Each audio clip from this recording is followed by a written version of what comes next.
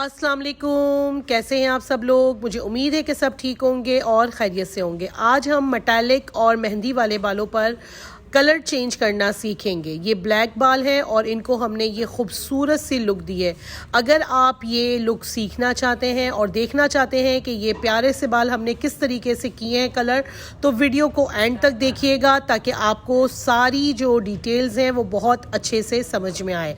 जब भी आपके पास कोई इस तरह का क्लाइंट आए जिसका बाल पहले से मेटालिक हो और जिसने मेहंदी वगैरह बिल्कुल फ्रेश लगाई हो और वो अपनी बेस कलर चेंज करवाना चाहता हो, तो उसको हमेशा कलर करने के लिए आपको ब्लीच वॉश का मेथड करना पड़ेगा।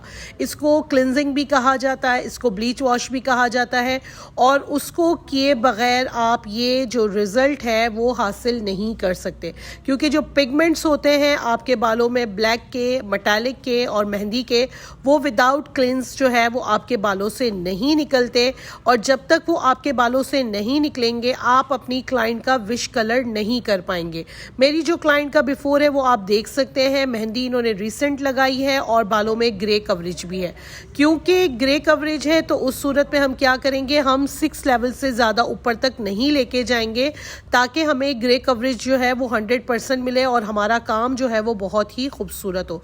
तो आइए वीडियो को स्टार्ट करते हैं और देखते हैं कि इन बालों पर हमने किस मेथड से जो है वो ब्लीच वॉश किया और किस मेथड से कलर किया। सबसे पहले हम ये जो ब्लीच वॉश कर रहे हैं ये 30 वॉल्यूम टेक्निकल शैम्पू और पोस्ट कॉम का वाइट जो ब्लीच पाउडर है उसके साथ हम कर रहे हैं। 1 स्कूप पाउडर, 2 स्कूप डेवलपर और 1 स्कूप हम ले रहे हैं शैम्पू। ये क्वांटिटी आपने मिक्स करनी है अपने क्लिंस के लिए। बालों को जो पिगमेंट है उनको निकालने के लिए हमने ये जो है रेसिपी इस्तेमाल करनी है। इस रेसिपी के साथ हम तमाम बालों में से पिगमेंट निकालेंगे और बालों में अनइवन पिगमेंट आपको मिलेंगे जब आप काम कर रहे होंगे, क्योंकि क्लाइंट की एक्सेस कहीं बहुत ज़्यादा, कहीं कम, कहीं फ्रंट पे ज़्यादा, कहीं पर वर्जन, कहीं पे नया बाल और कहीं पे पुराना बाल। तो इस तरह के केसेस में ये चीज़ें आपको देखने के लिए लाजमी मिलती है। तो जब भी आप ये काम करते हैं तो आपको इसको बहुत ही टेक्निकल तरीके से हैंडल करना होता है, अदरवाइज़ जो रिज़ल्ट्स होते हैं वो बहुत बुरे भी आ सकते हैं। और इसको क्योंकि हमने बहुत सेटल सा एक कलर देना था और जाहिर सी बात है क्लाइंट की विश और क्लाइंट के बालों को देखते हुए काम करना चाहिए। ज़रूरी नहीं है कि हर क्लाइंट जो विश करे वो उसकी पूरी हो जाए।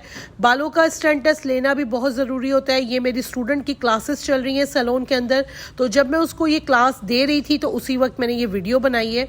बहुत सारे क्लाइंट्स जो होते हैं वो ब्लीच वॉश के लिए राज़ी भी नहीं होते, लेकिन बहुत सारे क्लाइंट जो होते हैं वो ये कहते हैं कि बस कुछ भी हो जाए, हमारा बस बेस कलर चेंज कर दें। हमें नहीं पता था कि हमने मेटालिक लगा लिया है, अब हम इससे हटना चाह रहे हैं तो इसको चेंज कर दें। ये तमाम जो चीज़ें हैं ये आपके क्लाइंट के ऊपर वेरी करती हैं कि आपका क्लाइंट क्या चाह रहा है और क्या नहीं चाह रहा। अगर आपके क्लाइंट के हेयर में इतनी स्ट्रेंथ है कि वो ब्लीच वॉश के मटेरियल को बर्दाश्त कर सकता है और उसकी विश के अकॉर्डिंग आप काम कर सकते हैं, तो आप ये प्रोसीजर को लाजमी करें। और अगर आपके क्लाइंट के हेयर्स में इतनी स्ट्रेंथ नहीं है या बाल ऑलरेडी इतना डैमेज और इतना ख़राब हो चुका है कि उसको मज़ीद अगर कोई केमिकल लगेगा तो वो मज़ीद जो है वो बाल डैमेज की तरफ जाएगा, तो आप इस प्रोसीजर को अवॉइड भी कर सकते हैं। ये डिपेंड करता है बालों की कंडीशन पर, क्लाइंट की विश पर और उसके बालों के केस पर कि वो क्या चाह रहा है। तमाम चीज़ों को, तमाम जो है हिस्ट्री को पहले जानिए, उसके बाद क्लाइंट की विश के अकॉर्डिंग काम कीजिए। आप लोगों को मैंने कल कहा था कि ग्रुप के अंदर जो है वो मैंने लाइव हाइलाइट्स की क्लास देनी है, तो वो इंशाल्लाह मैं अभी जब जुमे के बाद पहुंचूंगी गुजरात तो आपको फॉइल वाली हाइलाइट्स की लाइव दूंगी। लेकिन ये कल जस्ट 2 घंटे में मैंने ब्लीच वॉश के साथ कलर किया और वो भी 5 से 7 बजे तक मुझे काम ख़त्म करना था, तो इसलिए मैं आप लोगों को फेसबुक पे लाइव नहीं ले सकी। तो इंशाल्लाह ये वीडियो आप लोग देखेंगे तो आप लोगों को समझ में आ जाएगी कि किस तरीके से ये काम हुआ है। हमने पीछे की जब एप्लीकेशन मुकम्मल कर ली तब तक हमने फ्रंट पे की, तो हमारा पीछे का जो बाल था वो आधा जो नीचे से था वो चेंज होना शुरू हो गया था और ऊपर से बाल अटका हुआ था। मैं आपको स्टार्ट में यही चीज़ समझा रही थी कि क्लाइंट के एक्सेस में जहाँ जहाँ कलर लगाने की वो खुद जो कर सकता है उसके हिसाब से उसका जितना चेंज होना होता है वो हो जाता है। बाद में जो ब्यूटिशियंस होती हैं वो अटक जाती हैं। अब सेम मेथड से सेम मटेरियल हमने 20 वॉल्यूम के साथ बनाना है जो हमने रूट्स पे अप्लाई करना है। रूट्स के ऊपर हम 30 वॉल्यूम या 40 वॉल्यूम कभी भी अप्लाई नहीं करेंगे, क्योंकि रूट्स बहुत सेंसिटिव होती हैं और रूट्स को अगर काम किया जाए तो रूट्स 1 इंच वाली जो फासला होता है वहाँ बहुत जल्दी आपका किसी भी चीज़ का जो रिज़ल्ट है वो बहुत जल्दी आ जाता है, चाहे वो आपका कलर हो, फैशन शेड हो, या फिर आपका ब्लीच वॉश हो, या हाइलाइट्स का मटेरियल हो। इसलिए ये जो मटेरियल हम बना रहे हैं इसको हमने 20 वॉल्यूम से बनाया है और इसको हम रूट्स पर अप्लाई करेंगे। क्योंकि नीचे की हमारी बेस चेंज होना शुरू हो गई थी तो अब हम रूट्स की एप्लीकेशन करेंगे, क्योंकि साथ साथ हमारी रूट्स होना भी बहुत ज़रूरी है। अब जब हम रूट्स पे अप्लाई कर रहे होंगे तो रूट्स पे भी हमारा यही होगा कि कहीं रिज़ल्ट ज़्यादा, कहीं रिज़ल्ट कम, अनइवन रिज़ल्ट को हमने बैलेंस करना है। और जाहिर सी बात है कि एक दफ़ा में जितना बैलेंस हो सकता है उतना ही होगा। इस तरह के केस पे अगर बहुत ज़्यादा अनइवन टोन आए तो 15 डेज़ के बाद दोबारा से एक ग्लॉसिंग के लिए हम अपने क्लाइंट्स को बुलाते हैं। ये तमाम चीज़ें जो आप देख रहे हैं ये एक प्रोफेशनल वर्क है, इसको घर में करने की कोशिश मत कीजिएगा जब तक आपको टेक्निकली बातें मालूम ना हो, जब तक आप केमिकल को पढ़ ना लें, समझ ना लें और अच्छे तरीके से प्रैक्टिस ना हो, तब तक ये काम आप घर में करने की कोशिश ना कीजिएगा। क्योंकि जो चीज़ें आपको टेक्निकली और प्रोफेशनली नहीं मालूम, वहाँ पर आके अगर आपका केस अटक गया तो आपके लिए उसको हैंडल करना बहुत मुश्किल हो जाएगा। अब यहाँ पर आप देख सकते हैं कि आपको बालों में 2 से 3 शेड डिफरेंट लेवल के नज़र आएंगे। आपको दिखेगा कि कहीं ज़्यादा है, कहीं कम है, कहीं रूट्स हुई हुई है, कहीं रूट्स कम है। जब आपके क्लाइंट ने डिफरेंट कैटेगरीज़ के कलर्स और मेहंदीज़ एप्लीकेशन की होती हैं तो बालों पे भी रिज़ल्ट कुछ इसी तरह से नमूदार होते हैं और अंडरटोन पिगमेंट्स भी कुछ इसी तरीके से निकलते हैं। इसको टेक्निकली जो है मैंने कलर के साथ हैंडल करना है, क्योंकि बाल को बहुत ज़्यादा जो है हम केमिकल लगा के छोड़ भी नहीं सकते। अब यहाँ पर इस प्रोसीजर पे आके मैं तमाम बालों को एक दफ़ा अच्छे तरीके से कॉम के साथ ब्लेंड करूँगी। कॉम के साथ ब्लेंड करने से ये फ़ायदा होगा कि ईच एंड एवरीथिंग मेरे बालों में बहुत अच्छे तरीके से स्प्रेड हो जाएगी और मुझे एक इवन रिज़ल्ट जो है वो मिल जाएगा। यहाँ पर आप देख सकते हैं कि आपको नीचे ज़्यादा लिफ्टेड दिखेगा और ऊपर आपको थोड़ा सा डार्क पैच दिखेगा। उसकी वजह यही है कि उस हिस्से में क्लाइंट का मेटालिक लगा हुआ है, लेंथ पर उन्होंने मेटालिक नहीं लगाया, फिर उन्होंने मेहंदी लगा ली। मतलब क्लाइंट जहाँ जिसको जो फिजिबल लगता है, जो आसानी लगती है, वो अपने बालों में उस कंपनी का कलर लगा लेते हैं और बाद में उनको नहीं पता चलता कि बालों में कितने ज़्यादा प्रॉब्लम्स क्रिएट होते हैं जब वो एक प्रोफेशनल जगह पे अपना प्रोफेशनल कलर करवाने जाते हैं। तमाम बालों को बहुत अच्छे तरीके से ब्लेंड करेंगे, उसके बाद यूनिट पे ले जाएंगे, कुछ रूट्स को ब्लेंड करेंगे पानी के साथ। शैम्पू इसमें ऑलरेडी डला हुआ है क्योंकि आपने टेक्निकल शैम्पू अपने मटीरियल में ऐड किया हुआ है, तो इससे आपका बालों का जो pH है वो बैलेंस रहेगा। आपको जस्ट पानी के साथ ब्लेंडिंग करनी है, देन आपने इसको वॉश करवाना है। वॉश कराते वक्त भी आपने अच्छे तरीके से तमाम बालों को बहुत अच्छे तरीके से ब्लेंड करना है ताकि जितना इक्वल आप रिजल्ट कर सकते हैं वो आप हासिल कर लें।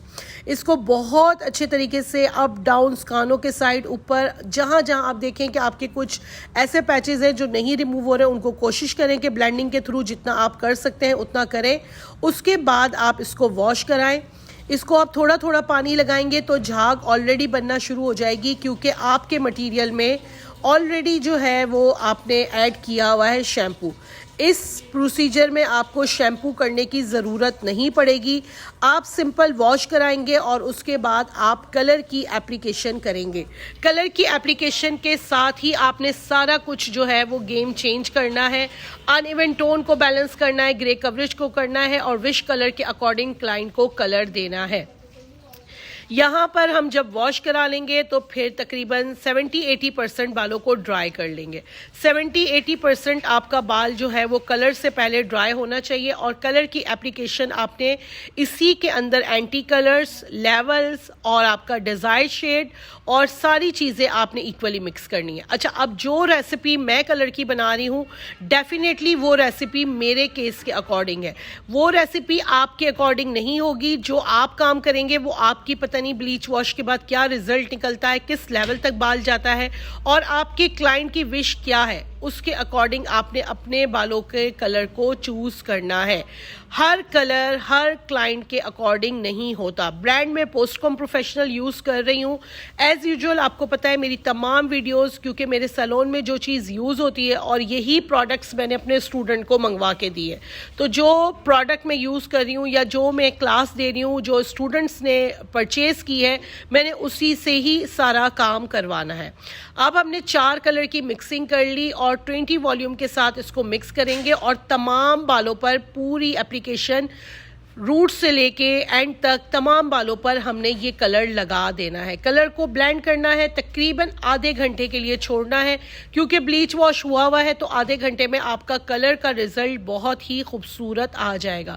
کلر جیسے ہی بالوں میں ڈپوزٹ ہو جائے تو اس کو کام کے تھرو آپ نے بلینڈ کرنا ہے اور بلینڈنگ کے بعد آپ نے جب واش کروانا ہے تو اس صورت میں آپ نے آفٹر کلر ٹریٹمنٹ کلائنٹ کو دینا ہے. آفٹر کلر ٹریٹمنٹ میں جو ٹریٹمنٹ آپ دے سکتے ہیں وہ after colour shampoo and ریوائٹلائزنگ mask یا کوئی بھی ماسک یا کوئی بھی آفٹر کلر شیمپو جو آپ کے پاس اویلیبل ہو آپ وہ یوز کر سکتے ہیں. یہاں پر تقریباً 30 منٹس ہو چکے ہیں اور 30 منٹ کے بعد ہم نے کلر کو بہت اچھے طریقے سے بلینڈ کرنا ہے.